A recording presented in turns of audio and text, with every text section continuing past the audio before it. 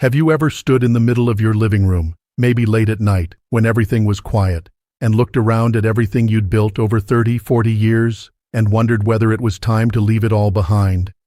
Maybe your daughter called last week and said, "Mom, wouldn't it be easier if you were just closer to us?" Maybe your son sat you down at Thanksgiving and said, "Dad, we worry about you being so far away." And something in you stirred, because you love them, because you miss the grandkids. Because if you're being completely honest with yourself, there are some mornings when the house feels just a little too quiet. Every single year, millions of Americans over 60 sell their homes and relocate, not for a job, not for the weather, but because their children asked them to. Or because loneliness made that request feel like a lifeline. And I want to start by saying this clearly: there is nothing wrong with wanting to be close to your family. That impulse comes from love, and love is always worth honoring. But I've spent over 40 years as a psychologist working with older adults, retirees, and multi-generational families. And I have sat across from too many people, good, loving, intelligent people, who made this decision and found themselves blindsided by regrets they never saw coming. This video is not here to tell you don't move. This video is here to make sure that if you do move, you go in with your eyes wide open. Because here's the truth: a decision made in love can still be a decision made in haste. And at this stage of your life, you deserve better than that. Today, I'm going to walk you through 6 things you are very likely to regret if you sell your home to move closer to your kids without thinking them through carefully first. Stay with me through all 6, because it's usually not the first or second one that breaks people. It's the combination. Before we dive in, I want to set the table clearly. These are not scare tactics. These are patterns, real, recurring patterns that I have observed across decades of clinical practice and research. Every single one of these regrets has a face, a story, and a name behind it in my memory. My goal is simple: to give you the conversation you need to have with yourself, and possibly with your family, before you sign the paperwork. Let's begin. People think of a home as real estate. 4 walls, a roof, a price per square foot. But for someone who has lived in the same house for 20, 25, 30 years, that home is not a building. That home is a mirror. It reflects back to you who you are. There is a concept in psychology called place identity, the idea that the places we inhabit become deeply woven into our sense of self. The garden you've tended for 15 years isn't just a garden. It's evidence of your patience, your creativity, your love of living things. The kitchen where you've cooked 10,000 meals isn't just a kitchen. It's the stage where your family's story has been told. When you sell that home and move to a new city or town, you don't just change your address. You step outside the story you've been living. And for many people, especially those who've spent decades being the anchor of a family, the stable center, that loss is disorienting in ways they never anticipated. I think of a woman I'll call Margaret. She was 68, sharp, warm, someone who had been the social heartbeat of her neighborhood for almost 3 decades. She sold her home in North Carolina to move closer to her daughter in Ohio. Within 8 months, she was sitting in my office, or someone very much like mine, describing something she could only call a fog.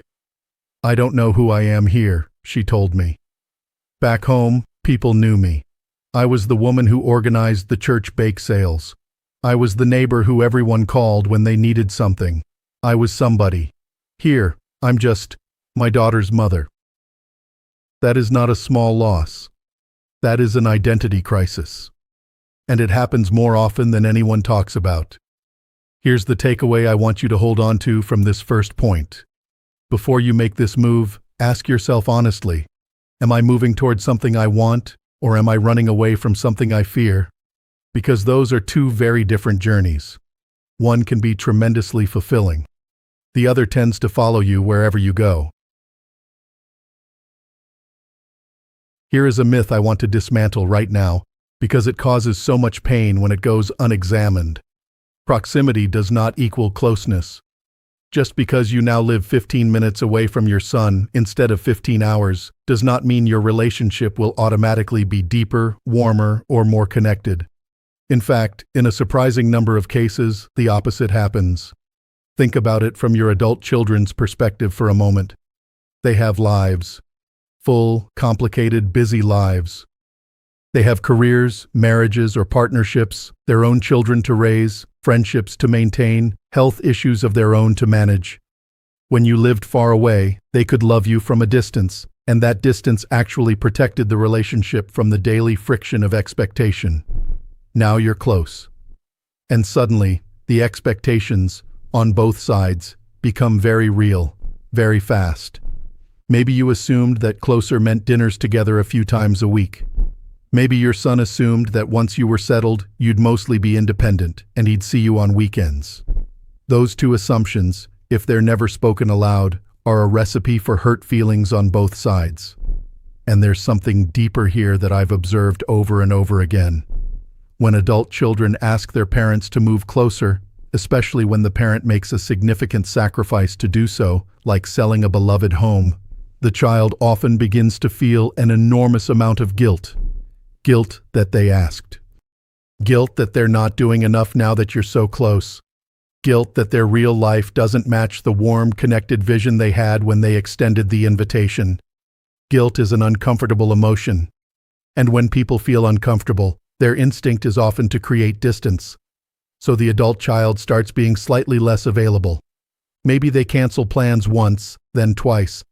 Maybe they become a little short on the phone. And you, who gave up everything to be near them, feel that distance like a wound. This is not because your children don't love you. I want to be very clear about that. This dynamic is almost never about love. It's about the profound difficulty of navigating proximity, expectations, and guilt without ever having named them out loud. The takeaway here is crucial. Have the honest conversation before you move, not after. Talk to your kids not about the logistics of moving, but about what life will actually look like. How often will you see each other? Who initiates? What happens during their busy seasons? What do you each need, and what can you each give? It's an awkward conversation to have, but it is infinitely less painful than the alternative. I am a psychologist, not a financial advisor, and I want to be clear about that. But in 40 years of practice, I have watched financial stress destroy mental health, fracture relationships, and steal away the peace that retirement is supposed to bring. So I'm going to say what I've seen, plainly. Many people who sell their home to move closer to their children do so with a certain financial logic in mind. I'll sell my home, pocket the equity, buy or rent something more modest near the kids, and come out ahead. Or at least, break even. What they don't fully account for is this. Your children probably don't live where you live. They likely live in a city or suburb that is, by definition, more economically active, with higher costs of living, higher housing prices, higher property taxes, and a cost structure built for dual-income working families, not retirees on fixed incomes. That equity cushion you built up over 30 years, it can erode faster than you expect when you're buying into someone else's market. And then there are the costs no one puts in the brochure: moving expenses, setting up a new household from scratch, unfamiliar local taxes, HOA fees, the simple cost of being new somewhere and not yet knowing the cheaper grocery store or the doctor who takes your insurance. But here is the financial scenario that I find most underappreciated and most heartbreaking. What happens if the reason you moved there changes? Your daughter's company transfers her to Seattle. Your son's marriage ends, and he moves out of state for a fresh start. The grandchildren grow up and go to college in different cities. Suddenly, you are living in an expensive place you didn't choose, with no social network and a significantly reduced financial cushion, because you spent your equity getting there. I have seen this happen. It happens more than you would think. The takeaway: do the math for 10 years, not just 12 months. Model out what happens if your child moves. Model out what happens if your housing costs rise 20%. And ask yourself, if your family were not in that city, would you still be able to afford to live there? Would you even want to? This is perhaps the deepest irony of this entire situation, and it never stops striking me. The number one reason people sell their homes to move closer to their children is because they are afraid of being lonely. And the number one outcome I see, when this move is made without careful planning, is that they end up more lonely than before. Stop and think about what you actually have where you live right now. You have neighbors who know your name, maybe who know your history, who've watched your children grow up, who've been through hard times alongside you. You have a church, a synagogue, a mosque, or a meditation group where people save a seat for you. You have a hair salon where everyone knows how you like your coffee. You have a doctor who's been with you for 15 years, who knows your whole medical story without having to open a file. You have friends, maybe the kind of friends who finish your sentences, who remember your late spouse, who laugh at the same things you do because you've been laughing together since 1987. It took you 20 or 30 years to build that network. It did not happen by accident. It happened because you showed up, year after year, in the same places, with the same people, and let time do what only time can do. When you move to a new city at 65 or 70, you are starting that process from zero. And I'll be honest with you, it is much harder to build deep community as an older adult in a new place than it was when you were 35 and the PTA meeting or the neighborhood block party naturally threw you together with people. Your adult children, as much as they love you, cannot replace a peer community. They can't be your best friend. They can't be your social calendar. They are a generation removed, they have their own lives, and the relationship dynamic is different, as it should be. What fills the soul of someone your age is connection with people who are living what you're living. People who understand retirement, who understand loss, who understand the particular beauty and particular grief of this stage of life. The science on this is unambiguous. Social isolation in older adults is associated with accelerated cognitive decline, increased rates of depression and anxiety, and, not to be alarmist, but this is real, earlier mortality. Loneliness is not just an emotional inconvenience. It is a health risk. The takeaway: before you make any decision, take out a piece of paper and actually map your current social world. Write down every person, every group, every weekly ritual that anchors you. Then look at that list and ask honestly, what would replace this? What is the actual plan? If you don't have a good answer to that question, you're not ready to move. I want to speak very gently about this one, because it touches something tender. There are certain moments in life that crack us open. The loss of a spouse, a health scare, a fall, a diagnosis, a night alone that felt a little too long and a little too dark. These moments are real. The fear they bring is real. The desire to be held by the people you love most. That is one of the most human desires there is. And it is precisely in those moments that many people make the decision to sell their home and move. I understand that impulse completely, but I've also watched it cause tremendous suffering. Because the decision that feels necessary at 2 o'clock in the morning after your first winter alone is not necessarily the decision that serves you well at 2 o'clock in the afternoon, 3 years later, when the crisis has passed, but the consequences have not. In psychology, we sometimes talk about reactive decision-making, the tendency to make major, life-altering choices, not from a position of clarity and intention, but from a position of fear, grief, or overwhelm. These decisions aren't irrational exactly. They're responding to something very real.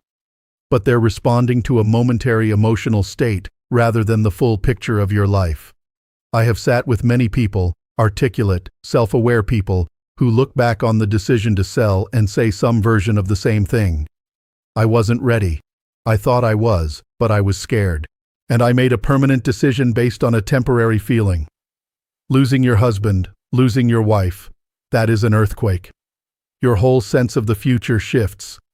Everything feels uncertain and frightening. Moving closer to your children in that moment can feel like the only solid thing available to hold on to. But grief changes. Fear settles. And the self that exists on the other side of that grief often has very different needs than the self that was in the middle of it. The takeaway: give yourself time. Most grief counselors and psychologists, myself included, recommend waiting at least 12 months after a significant loss or major health event before making a large, irreversible life decision like selling your home. That's not delay for the sake of delay. That's giving your nervous system the chance to settle, so your decisions come from your values instead of your fear. I've saved this one for last, and I want you to really hear it. You have spent your entire adult life in service to others. You raised children. You built a career, or held a family together, or both. You showed up for parents as they aged. You showed up for your community. You were the person other people leaned on. That is beautiful. Genuinely, deeply beautiful. But somewhere in all of that service, and this is something I see constantly in my practice with older adults, many people quietly lost the habit of asking themselves what they want. Not what would make their children happy. Not what would make them feel less guilty. Not what seems like the responsible or selfless thing to do. Just, what do I actually want for my life? And so when the question of moving comes up, many people approach it entirely from the frame of what their children need, what the family expects, what seems like the right thing at this stage of life. They never fully sit with the most important question of all. If my children lived exactly where I live right now, would I want to move anywhere? That question is clarifying in a way almost nothing else is. Because if the answer is yes, if you genuinely want a different environment, a smaller home, a new chapter, then moving closer to your kids can be a beautiful, intentional choice. An affirmation, not a sacrifice. But if the answer is no, if you're really honest, you love where you are and you love who you are there, then you are being asked to give up something precious. And you deserve to know that before you do it. Here is what I want to leave you with on this final point. Taking care of yourself is not selfishness. It is wisdom. It is modeling, for your children and grandchildren, what it looks like to honor your own life. It is teaching the people you love that love doesn't require self-erasure. The healthiest relationships between aging parents and adult children are not the ones built on sacrifice. They're built on mutual respect for each other's wholeness. The takeaway: take 30 minutes this week and write down, not what you think you should want, but what you actually, genuinely want for the next 10 years of your life. Where do you want to be? How do you want to spend your days? What brings you alive? Write it down as if no one else's needs existed for just a moment. And then look at what you wrote, and ask yourself honestly whether the decision you're considering honors that person. Okay, let's bring this home. We've talked about 6 regrets that I see far too often when seniors sell their homes to move closer to their children. 1. You can lose your sense of identity, not just your address. 2. Proximity can complicate the relationship with your kids in ways nobody warned you about. 3. The financial picture is more dangerous than it first appears. 4. You may end up more isolated, not less, because rebuilding community at this stage of life is genuinely hard. 5. The decision is often made in an emotional moment, out of fear or grief, rather than from a place of clarity. And 6. Too many people never stop to ask what they actually want. So, what should you do? I'm not here to tell you not to move. There are situations where moving closer to family is the right, beautiful, life-giving choice. I've seen that too. What I'm here to say is this: make the decision actively. Make it from a place of awareness, not reaction. Make it because it's what you want for your life, not just what fear told you was the only option. Before you call the realtor, sit with these 3 questions. Question 1. Is this my idea or my fear's idea? Question 2. Have my children and I had a truly honest conversation about what daily life will look like? The expectations, the boundaries, the rhythms. Question 3. What am I leaving behind that I can never get back? And have I fully reckoned with that? If you can answer all 3 with honesty and peace, then you are ready to make this decision. Whatever it turns out to be.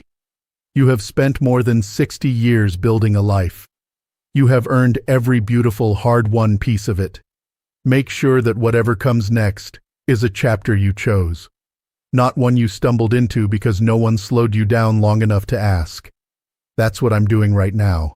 Slowing you down. Because you are worth that. If this video helped you, or if it gave you something to think about, please hit the like button and share it with someone you love who might be facing this same decision. And I want to hear from you in the comments. What would be the hardest thing for you to leave behind? I read every single one. Subscribe to Strong Elderly Life for more conversations like this one. Because thriving after 60 isn't an accident. It's a choice. And it starts with choosing to know yourself. Take care of yourselves. I'll see you in the next video.